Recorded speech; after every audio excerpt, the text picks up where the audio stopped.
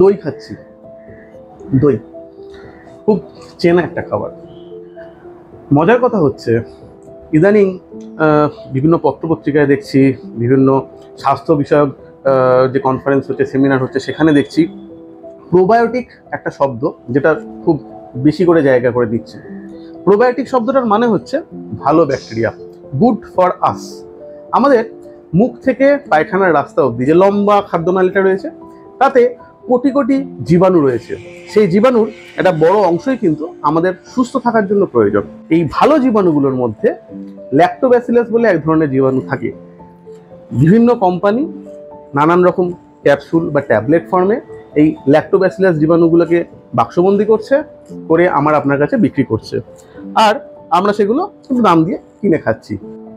হয়তো কোনো পেশেন্টের ডায়রিয়ার সমস্যা, কারোর হয়তো কনস্টিপেশনের সমস্যা, কারোর ক্ষেত্রে ইরিটেবল বাওয়েল সিনড্রোম বলে এক ধরনের সমস্যা, এরকম নানান রকম সমস্যাতে আমরা খসখস করে প্রিবায়োটিক প্রোবায়োটিক ক্যাপসুল লিখতে থাকি।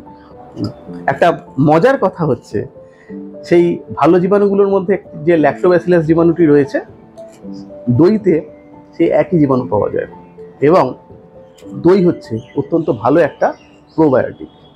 তাহলে আজ থেকে নিয়মিত দই খাওয়া শুরু করুন, আপনার নিজের পেটের নানান সমস্যা হয়তো ঠিক হয়ে যেতে পারে।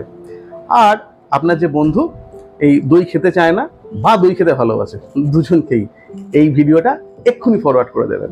যদি আমাদের এই রকম ইনফরমেটিভ ভিডিও আপনাদের পেতে ভালো লেগে থাকে, তাহলে অবশ্যই আমাদের চ্যানেলটাকে সাবস্ক্রাইব করবেন এবং লাইক করবেন, আর অবভিয়াসলি জানাবেন কমেন্ট করে যে এই ভিডিওটা আপনার কেমন লাগলো।